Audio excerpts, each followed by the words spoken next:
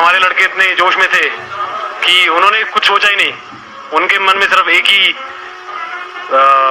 Hope थी, एक ही उनके एम था, एक ही उनका मुद्दा था कि हमें 5140 हमें जिन्होंने भी जो यहाँ पे हमारे भाई लोग शहीद हुए हैं उन्होंने देश के लिए जान दी है।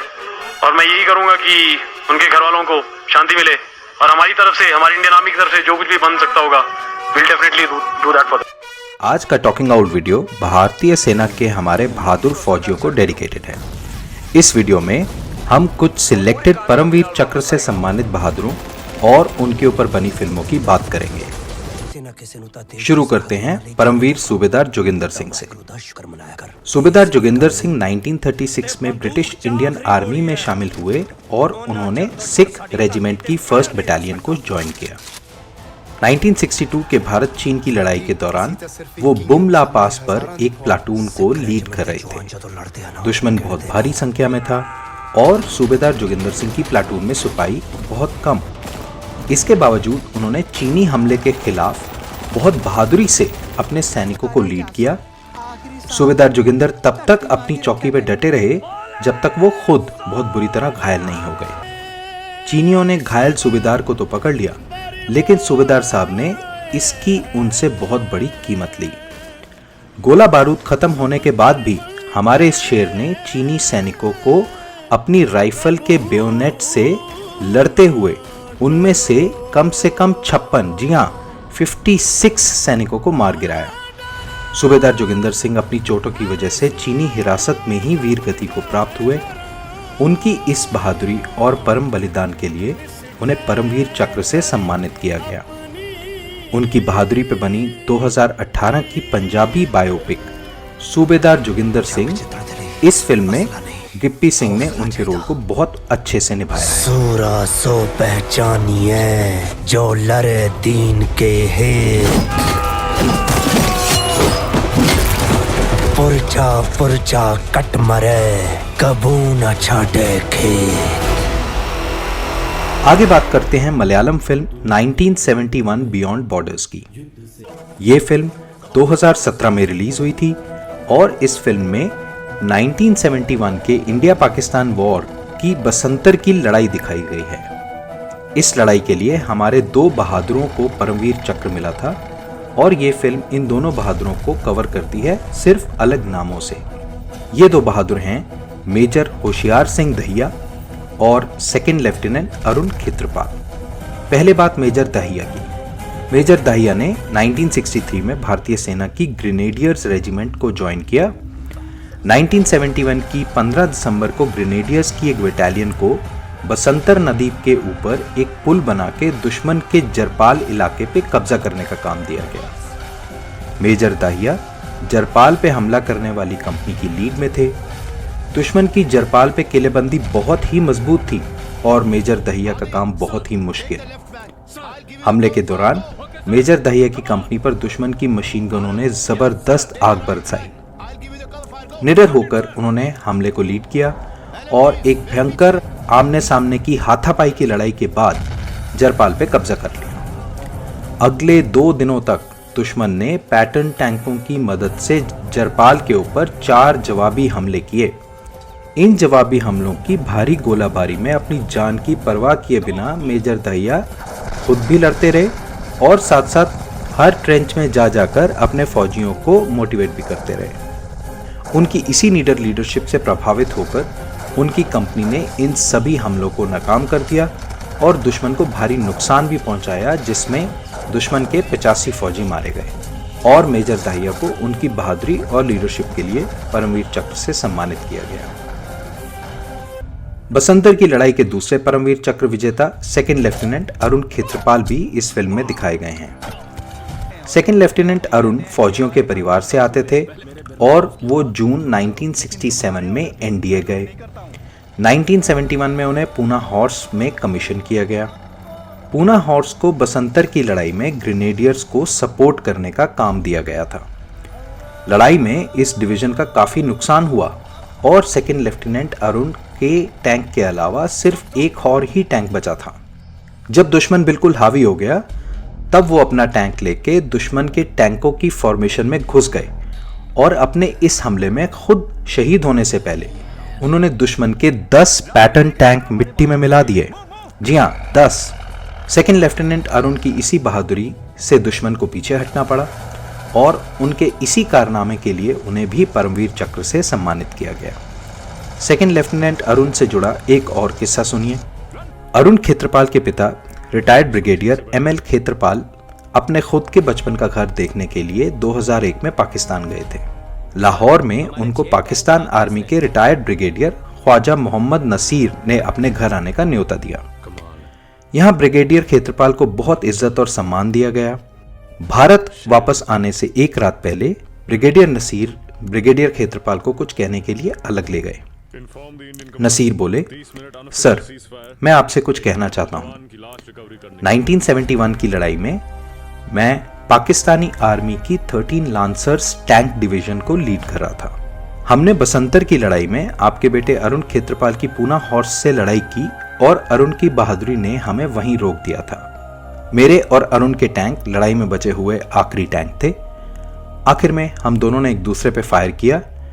बस मैं बच गया और अरुण नहीं। सर, मुझे आपको बताते हुए बहुत अफसोस है कि मेरे ही हाथों आपका बेटा शहीद हुआ था, लेकिन हम दोनों अपनी अपनी ड्यूटी कर रहे थे। उनकी ये बात सुन के ब्रिगेडियर खेत्रपाल ने ब्रिगेडियर नसीर को धीरे से गला लगाया और अगले दिन भारत लौट आए। एक और कमाल की बात यह है कि परमवीर विजेताओं में सेकंड लेफ्टिनेंट अरुण सबसे छोटे थे। वीर गति के समय वो सिर्फ 21 साल के थे। आने वाली फिल्म 21 उन्हीं की बायोपिक है और इस फिल्म में सेकंड लेफ्टिनेंट अरुण का रोल अमिताभ बच्चन के पोते अगस्त्य नंदा कर रहे हैं। उम्मीद करते हैं कि ये फिल्म परमवीर अरुण की बहादुरी और बलिदान को जस्टिस देगी। 1971 के इंडिया पाकिस्तान वॉर के बाद 1999 के इंडिया पाकिस्तान के ही बीच लड़े गए कारगिल वॉर की तरफ चलते हैं। कारगिल वॉर के लिए 4 बहादुरों को परमवीर चक्र से सम्मानित किया गया और 2003 में बनी JP दत्ता की फिल्म LOC कारगिल में इन चारों को दिखाया गया है। इस फिल्म में मनोज कुमार पांडे का रोल अजय देवगन ने, सूबेदार योगेंद्र सिंह यादव का रोल मनोज वाजपेयी ने, नायब सूबेदार संजय कुमार का रोल सुनील शेट्टी ने और कैप्टन विक्रम बत्रा का रोल अभिषेक बच्चन ने निभाया है। गोरखा राइफल्स के परमवीर लेफ्टिनेंट मनोज कुमार पांडे ने ऑपरेशन विजय के दौरान कई हमलों में भाग लिया। इन हमलों में उनकी कंपनी ने न सिर्फ जुबार टॉप पर कब्जा किया, बल्कि बटालिक में घुसपैठियों को भारी नुकसान के साथ दुम दबा के भागने पर मजबूर भी किया। लेकिन खालूबार को कैप्चर करने की लड़ाई में लेफ्टिनेंट पांडे को कंधे और पैरों में गोलियां लगी। अपनी चोटों की परवाह किए बिना वो अपनी कंपनी को लीड करते रहे और अंत में उन्होंने ग्रेनेड से दुश्मन का आखिरी बंकर भी उड़ा दिया। इस हमले में वो खुद वीर गति को प्राप्त हुए, लेकिन अपनी कंपनी को खालूबार पर कब्जा करवाने के बाद परमवीर ग्रेनेडियर योगेंद्र सिंह यादव घातक प्लाटून की उस लीड में थे जिसे टाइगर हिल पे कब्जा करने का काम दिया गया था। घातक प्लाटून ने बर्फ से ढकी खाई के रास्ते से टाइगर हिल की पीक तक की चढ़ाई की। इस चढ़ाई में ग्रेनेडियर यादव जोखिम की परवाह किए बिना खुद सबसे आगे चढ़े और ऊपर चढ़ने के लिए अपनी टीम के लिए सेफ्टी रोप बांधने का काम करते रहे। घातक प्लाटून को चढ़ते देखकर दुश्मन ने भारी गोलाबारी शुरू कर दी। गोलाबारी में ग्रेनेडियर योगेंद्र खुद घायल हो गए और उनकी प्लाटून अपनी जगह पे फंस भी गई। लेकिन अपनी चोटों और दुश्मन की गोलियों की बौछार के बावजूद ग्रेनेडियर यादव दुश्मन के ठिकानों की तरफ चढ़ते रहे। टाइगर हिल की पीक पे पहुंच के उन्होंने दुश्मन पे ग्रेनेड, गोलियों और अपने हाथों से 4 दुश्मन के सैनिकों को ढेर भी कर दिया।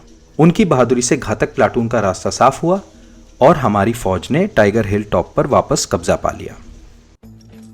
2004 में बनी ऋतिक रोशन की फिल्म लक्ष्य ग्रेनेडियर योगेंद्र सिंह यादव की इसी बहादुरी के कारनामे से इंस्पायर्ड है।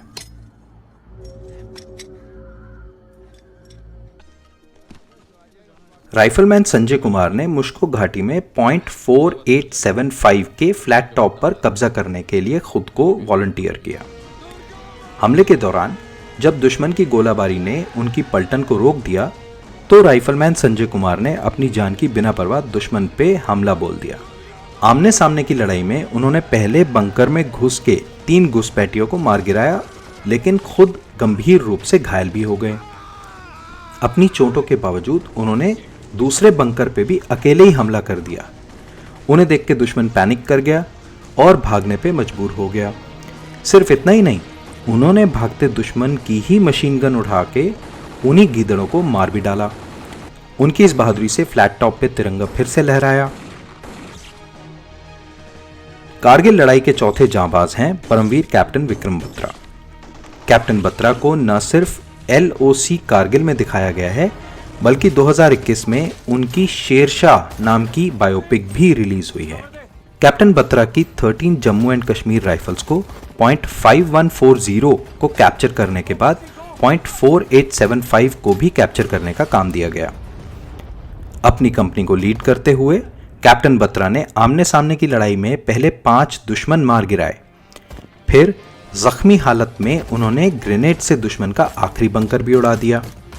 उनकी इस हिम्मत से उनकी कंपनी ने .4875 को कैप्चर कर लिया, लेकिन इस दौरान कई गोलियां लगने की वजह से हमारा ये शेर वहीं पे वीर गति को प्राप्त हुआ।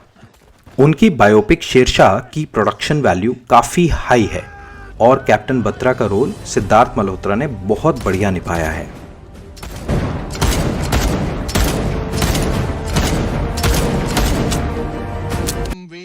इन फिल्मों के अलावा परमवीर चक्र नाम के 1988 के दूरदर्शन सीरियल ने भी 11 विजेता कवर किए। आप इस सीरियल के सभी एपिसोड YouTube पे देख सकते हैं। जाने से पहले परमवीर चक्र मेडल के बारे में कुछ बातें। क्या आप जानते हैं कि परमवीर चक्र जंग के मैदान में बहादुरी के लिए दिया जाने वाला भारत का सबसे बड़ा मेडल है। इस मेडल ने 1950 में ब्रिटिश राज में दिए जाने वाले इंडियन ऑर्डर ऑफ मेरिट की जगह ली। परमवीर चक्र यूनाइटेड किंगडम के विक्टोरिया क्रॉस और यूनाइटेड स्टेट्स ऑफ अमेरिका के मेडल ऑफ ऑनर के बराबर है। 2023 तक ये मेडल सिर्फ 21 बार दिया गया है। 21 में से 20 बार ये इंडियन आर्मी को और 1 बार इंडियन एयरफोर्स को दिया गया है। 21 में से 14 बार ये मरणोपरांत यानी वीर गति के बाद भी दिया गया है।